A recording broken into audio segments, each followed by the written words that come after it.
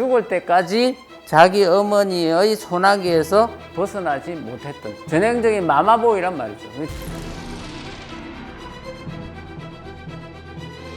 자, 조선 12대왕 인종이 즉위한 지 불과 9개월 만에 죽죠. 그리고 나서 이제 왕위는 누가 있느냐? 뭐 자식이 없으니까 이복 동생이 있게 되죠. 그래서 경원대군이라고. 이복 동생이 있게 되고, 이 경원대군이 이제 13대왕 명종이 되는 거예요. 그래서 명종은 왕위에 올라가지고 22년 동안 왕위에 있어요. 근데 이 경원대군이 왕위에 오를 때 나이가 몇 살이냐면 12살이에요. 예. 나이가 12살이니까 너무 어리니까 어떻게 하겠어요? 결국은 엄마가 섭정을 하게 되죠. 그래서 그것을 갖다 수렴첨정이라고 해요.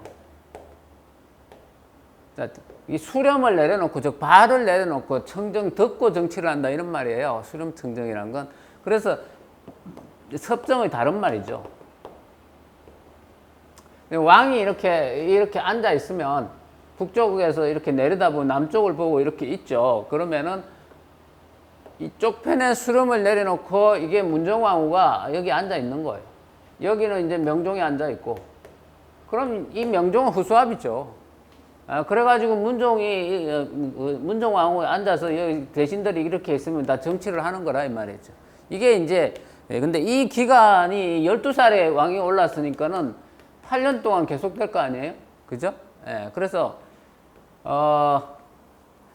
1545년에 왕이 올라서 8년 동안 계속됐으니까는 1553년까지는 이게 섭정을 했겠죠?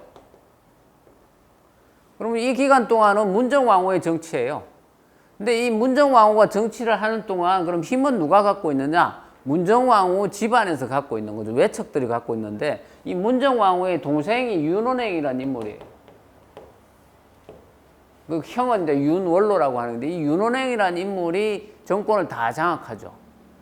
그렇게 해서 원래 저기 인종의 그 외삼촌이 윤임이라는 인물인데, 이 윤원행과 윤임 간에 엄청난 싸움이 벌어져요. 그래서 이 윤임을 대윤이라 하고, 그 다음에는 윤원행을 소윤이라고 하죠. 소윤과 대윤 사이에 엄청난 싸움이 벌어졌는데, 문정왕후가 정권을 장악하고 있으니까 당연히 뭡니까? 소윤인 윤원행이 힘을 형성하게 되겠죠. 그러니까는 이 윤임을 제거하게 된단 말이죠. 근데 당시에 이 윤임이라는 인물이 살인들하고 친했어요. 그러니까 윤임의 세력들이 살인들하고 친하니까 결국은 뭡니까? 윤임을 제거하면 동시에 살인들도 같이 제거되는 거죠. 그래서 이때 윤임의 이 살인들이 제거된 것을 을사사화라고 해요. 그 을사사화가 일어나죠. 을사사화를 통해 가지고 완전히 장악하게 되는 거죠. 그래서 윤원행 세력이 집권하게 되는 거죠. 그 옛날에 TV에 보면 뭐 정난정 막 이런 그 어떤 사극도 하고 이랬는데, 이 윤원행의 첩이에요. 그런 건데, 윤원행의 원래 정실부인을 죽이고 자기가 정실부인이 됐던, 그래서 노비 출신인데 말하자면은 그런 어떤 높은 그런 자리에 오른 여자죠. 그래서 그런 정경부인까지 올랐으니까요. 그래서 어쨌든 이런 어떤 윤임의 대윤 세력을 완전 제거하고 뭐 이 과정에서 이제 섭정이 끝났어요. 근데 섭정이 끝남에도 불구하고 이 힘은 계속되는 거예요. 문정왕후의 힘은 계속되는 거죠. 그러니까 그 뒤에 이제 섭정이 끝나고 나니까 명종이 이제 자기 어머니 말을 좀 잘 안 들으려고 그러겠죠? 그러면은 왕인데도 불구하고 불러다가 막 혼을 내고 때론 때리기도 하고 뭐 이러면서, 내가 너를 왕을 만들었는데 어째서 네가 이렇게 내 말을 듣지 않나, 이런 얘기를 하죠. 그래서 그야말로 이제 뭐 이런 얘기를 합니다. 너를 왕으로 만든 사람이 바로 나다. 그런데 내가 내 말을 듣지 않으니 그것이 자식의 도리를 할 수 있느냐?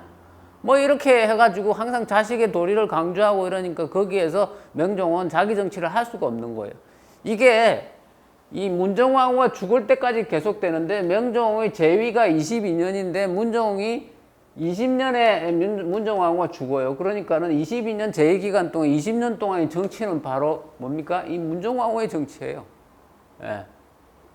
그리고 그 어머니한테 꼼짝을 하지 못하는 거죠. 어릴 때부터 철저하게 이 엄마의 힘에 좌지우지 됐기 때문에 그야말로 전형적인 마마보이란 말이죠. 자기의 어떠한 고집이라든지 뭐 주장을 내세우지를 못해요. 그러다 보니까는 일국의 왕인데도 불구하고 자기 어머니한테 꼼짝을 못해서 결국은 그 모든 왕권이 전부 다가 대비에 의해서 농락당하는 이런 일이 벌어지고 그 대비의 집안인 외척이 정권을 다 장악해버리는 이런 사태가 벌어져서 명종시대에는 굉장히 국가가 혼란스러워지는 거죠. 그래서 뭐 임꺽정이라든지 이런 인물들이 막 나타나가지고, 그죠? 그래서 엄청난 어떤 사건들, 임꺽정이 난 같은 걸 일으키고 이러는 거죠. 그만큼 나라가 혼란스럽기 때문에 그런 일이 벌어지는 거고, 당연히 나라가 혼란스러우니까 윤원행을 비롯해가지고 간신배들이 굉장히 많이 등장하게 되는 거죠. 예, 그래서 이때의 그 어떤 명종의 태도를 축수편이라는 책에 이렇게 기록하고 있어요.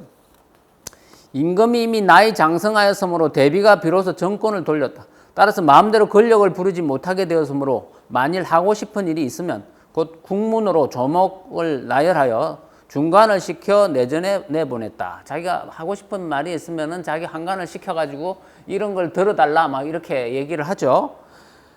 임금이 보고 나서 일이 행할 만한 것은 행하고 행하지 못할 것이면 곧 얼굴에 수심을 드러내며 그 쪽지를 말아서 소매 속에 넣었다. 이로써 매양 문정왕후에게 거슬렸으므로 왕후는 불시에 임금을 불러들여 이렇게 말했다. 무엇은 어째서 해주지 않느냐. 이렇게 따지면 임금은 온순한 태도로 그 합당성 여부를 진술하였다. 그러면 문정왕후는 버럭 화를 내며 말했다. 내가 임금이 된 것은 모두 우리 오라비와 나의 힘이다. 지금 내가 편히 앉아서 복을 누리면서 도리어 나의 명을 거역한단 말이냐? 이렇게 해서 어떤 때는 때리기도 하여 임금의 얼굴에 기운이 없어지고 눈물 자국까지 보인 적이 있다. 이것 때문에 이 소위 말해서 이제 이 임금이 이 우울증 같은 게 걸려요. 그 우라통이 많이 차가지고 엄마 때문에. 그래서 이 문정왕후가 살아있는 동안에 단 한 번도 명종은 자기 소신대로 정치를 펼치지가 못했다 이 말이죠. 그러다가 화병을 이제 갖게 됐는데 그런 가운데 문정왕후가 죽게 되는 거. 그리고 문정왕후 상이 3년상이 있잖아요. 그 3년상을 치르는 중에 거의 3년상이 끝날 무렵에 죽어요. 그러니까 죽을 때까지 자기 어머니의 소나기에서 벗어나지 못했던 평생을 마마보이로 살았던 인물이 바로 조선의 13대 왕 문종이었다. 이렇게 볼 수 있습니다.